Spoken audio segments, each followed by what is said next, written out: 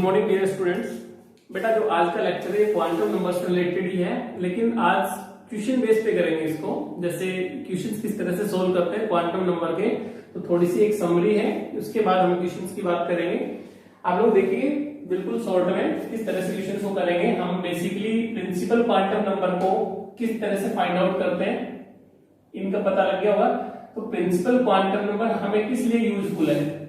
Principal quantum number से हमें number of shells, यानी ये हमें नंबर ऑफ शेल्स की इंफॉर्मेशन देते हैं। आप लोग इस पे फोकस करके चलेंगे। सेकेंडरी क्वांटम नंबर हमें सब शेल की इंफॉर्मेशन देता है। ठीक है, बिल्कुल सिंपल लैंग्वेज के अंदर समझ रहे हैं इसको। मैग्नेटिक क्वांटम नंबर ऑर्बिटल की इंफॉर्मेशन देता है, और हमें स्पिन क्वांटम नंबर जैसे नाम से ही है, स्पिन इलेक्ट्रॉन की स्पिन की इंफॉर्मेशन देता है। ये बेसिकली इंफॉर्मेशन हुई। इसमें प्रिंसिपल क्वांटम नंबर शेल की इंफॉर्मेशन देगा, सब शेल की इंफॉर्मेशन सेकेंडरी क्वांटम नंबर या एजिमुथल क्वांटम नंबर देगा। मैग्नेटिक क्वांटम नंबर ऑर्बिटल का रिप्रेजेंटेशन की इंफॉर्मेशन देता है, और यहाँ पे इलेक्ट्रॉन की स्पिन की इंफॉर्मेशन स्पिन क्वांटम नंबर देता है। प्रिंसिपल क्वांटम नंबर को n से रिप्रेजेंट किया जाता है, सेकेंडरी क्वांटम नंबर को l से रिप्रेजेंट किया जाता है, मैग्नेटिक क्वांटम नंबर को m से रिप्रेजेंट कर सकते हो और m l से रिप्रेजेंट कर सकते हो।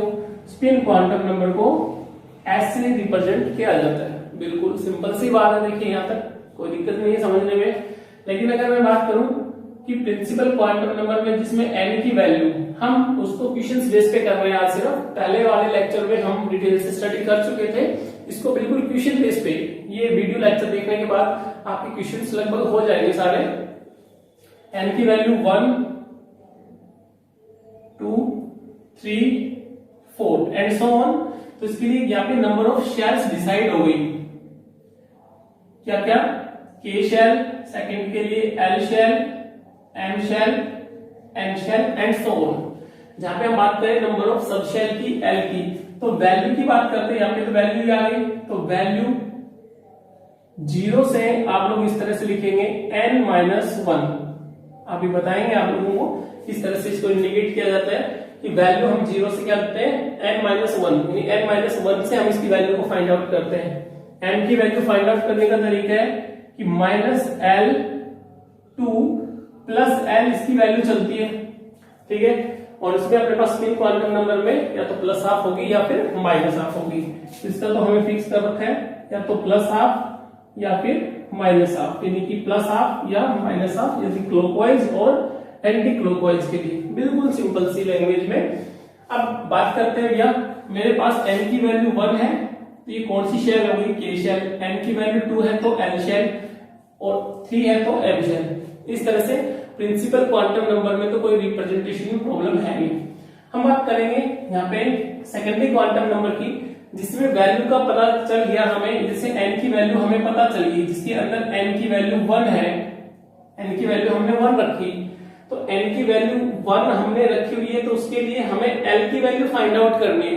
तो उसके लिए क्या करेंगे? n की वैल्यू 1 है, तो अपने पास आंसर क्या आने वाला है, इसको सोल्व करेंगे। तो देखिए n-1 रखेंगे, तो n का मतलब मैं क्या रखूंगा? 1। इसका मतलब मेरे पास आंसर क्या आने वाला है? 0। और 0 किसके लिए दिया जाता है? s सब शेल के लिए दिया जाता है। n की वैल्यू 2 रखिए, जिसके अंदर n की वैल्यू मैं अगर 2 रख रहा हूं, इसका मतलब 2 - 1 क्या बन गया मेरे पास? 1। तो 1 किसके लिए आ गया? p सब शेल के लिए। इस तरह से करते हुए चलेंगे। जिसमें n की वैल्यू मैंने 3 रखी, n मैंने 3 लिया हुआ है, तो मैं क्या करूंगा? 3 - 1 = 2। किसके लिए आ गया? d सब शेल के लिए। इसी तरह से n की वैल्यू अगर मैं 4 रखूंगा, देखिए 1 k शेल के लिए, n की वैल्यू 1 का मतलब बेटा ये k शेल हो गया, ये आपकी l शेल हो गई, ये m शेल हो गई, और ये आपकी n शेल हो गई।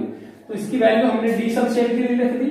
अब देखिए n की वैल्यू अगर मैं 4 रख रहा हूं, तो इसका मतलब 4 रखा, तो 4 - 1 हमारे पास आंसर कितना आता है? 3 आता है। 3 का मतलब f शब्द शेल के लिए, यानी हमें जब डेजिग्नेशन करना पड़े तो डेजिग्नेशन में वैल्यू हो गई। और ये जो मेरे पास आंसर आ गया, देखिए 1 0 1 2 3, ये जो आंसर आया ये वास्तव में किसकी वैल्यू आई हुई है हमारे पास, ये L की वैल्यू आ रही है। यानी हम किसकी वैल्यू को फाइंड आउट कर रहे हैं यहाँ पे, ये कि वास्तव में किसकी वैल्यू आई, L की वैल्यू आई। यानी L की वैल्यू 0 है तो S, L की वैल्यू अगर 1 है तो P, 2 है तो D और 3 है तो F। सब शेल्स के लिए हम रिप्रेजेंटेशन करेंगे। अब L की वैल्यू किस तरह से फाइंड आउट करेंगे, देखिए जिसके अंदर N की वैल्यू, यानी कि हमने क्या रखा है -L, तो -L 0 का तो कोई बढ़ेगा नहीं, 0 को तो मैं मान के चलता हूं भाई 0 का तो ऑर्बिटल है, S ऑर्बिटल होता स्फेरिकल से, इसलिए वैल्यू यहाँ पे 0 रहेगी। जबकि बात करें P पे, चलिए P की वैल्यू L की कितनी आई अपने पास 1, तो इसके लिए वैल्यू कितनी बढ़ गई, माइनस से चलिए -1 0 +1। इसका मतलब क्या हुआ कि मेरे पास जो ऑर्बिटल्स हैं वो कितने हैं, 3 ऑर्बिटल्स हैं, px py और pz। अभी उनको अलग से पढ़ेंगे। d के लिए बात करूं तो d के लिए वैल्यू कितनी है अपने पास 2, तो 2 के लिए l की वैल्यू आ गई 2, सॉरी 2, l की वैल्यू 2 है, तो मेरे पास क्या हो गया, m की वैल्यू क्या बनेगी -2 -1 0 +1 +2। बिल्कुल यूनिक तरह से करवा रहा हूं, अब इनको समझिए, बहुत आसान है।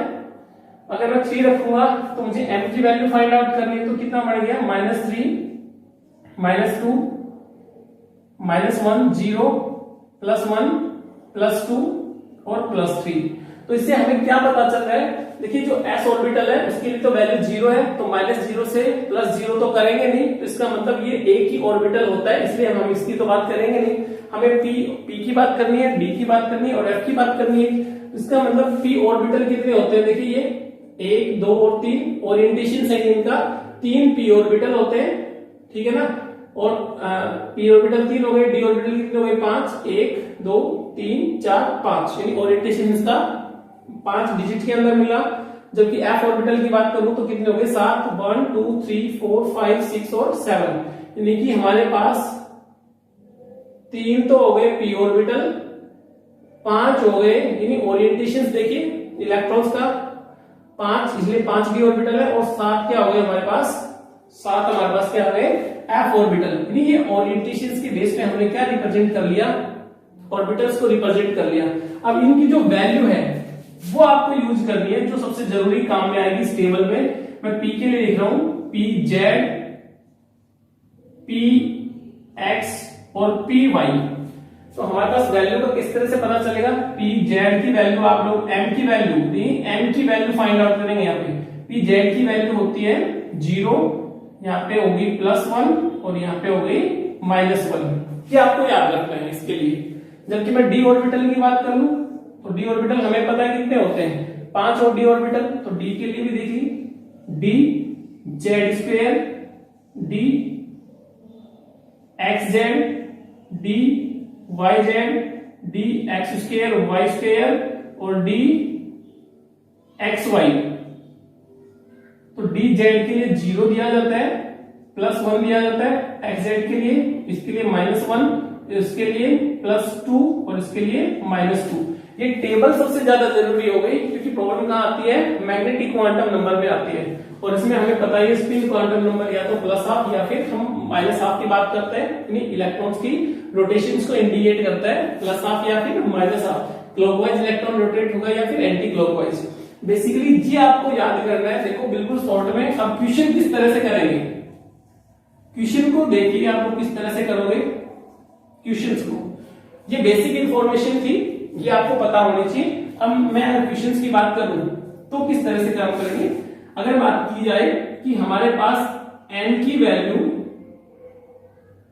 1 है, s की वैल्यू 0 है और m की वैल्यू भी 0 है, तो हमें बताइए कौन सा ऑर्बिटल होगा। तो उसके लिए ऑर्बिटल डिनोटेशन करना है, ऑर्बिटल कौन सा होगा। तो n की वैल्यू 1 है, इसका मतलब उसका प्रिंसिपल क्वांटम नंबर 1। s नहीं करना था मुझे, यहाँ पे l की वैल्यू लिखनी थी क्योंकि हमें क्वांटम नंबर l। तो l की वैल्यू है, ठीक है, l की अगर बात करें तो l की वैल्यू अपने पास 0 आ गई। तो 0 किस में है l की वैल्यू, तो ये देखिए कि 0 किस में आ रहा है l की वैल्यू, s यानी s ऑर्बिटल के लिए आ गया। तो यहाँ पे L की वैल्यू 0 है तो कौन सा ऑर्बिटल आ गया, S। M की वैल्यू, तो इसका मतलब कौन सा ऑर्बिटल है भाई, M की वैल्यू भी तो क्या रह गया आपके पास 0, तो इसके लिए 0 आंसर बन रहा है, मतलब 0 अपने पास क्या, L की वैल्यू 0, तो इसका आंसर क्या बन गया, 1s ऑर्बिटल बन गया। ठीक है, इस तरह से इनके आंसर दे पाओगे। कुछ इस तरह के क्वेश्चन की बात करूं, सेकंड क्वेश्चन की बात करते हैं। देखिए अगर इस तरह से लिखा हुआ है कोई भी 3d x² y², तो उसके लिए चारों क्वांटम नंबर्स की बात करूं, n l m और s, तो n की वैल्यू क्या होगी 3, l ऑर्बिटल के लिए d की वैल्यू क्या है, d की वैल्यू कितनी आ गई है 2, तो हमारा आंसर हो जाएगा 2। तो m की वैल्यू देखिए, m की वैल्यू, तो m की वैल्यू किसके लिए, d का कौन सा ऑर्बिटल है, dx² y², तो dx² y² की वैल्यू क्या हो जाएगी अपने पास यहाँ पे इसकी +2। ठीक है, यानी +2 से चलेंगे, और s या तो +½ कर सकते हो या फिर -½ कर सकते हो। इस तरह से क्वेश्चंस को आप लोग सोल्व करेंगे। नेक्स्ट क्वेश्चन आपको एक देता हूं मैं आपको, उसके लिए आपके लिए वैल्यू है n की वैल्यू 2, l की वैल्यू 1। नेक्स्ट क्वेश्चन, n की वैल्यू 2 है, l की वैल्यू 1 है और m की वैल्यू -1 है। तो इस क्वेश्चन में ऑर्बिटल बताइए, ऑर्बिटल कौन सा होगा, तो इसका मतलब n की वैल्यू 2 है, 2 रख दिया, l की वैल्यू 1 है, तो l की वैल्यू 1 किसके लिए आता है बेटा, p के लिए आ गया, और -1 किसके आ गया, कौन सा ऑर्बिटल होगा, it is the very very very important. -1 किसके लिए है, तो -1 देखिए p ऑर्बिटल में किसके लिए है, तो अपने पास क्या आ रहा है, py के लिए आ रहा है -1, तो इसका ऑर्बिटल नोटेशन हो गया py। इस तरह से आपकी जो एक्सरसाइज है वो कंप्लीट हो जाती है।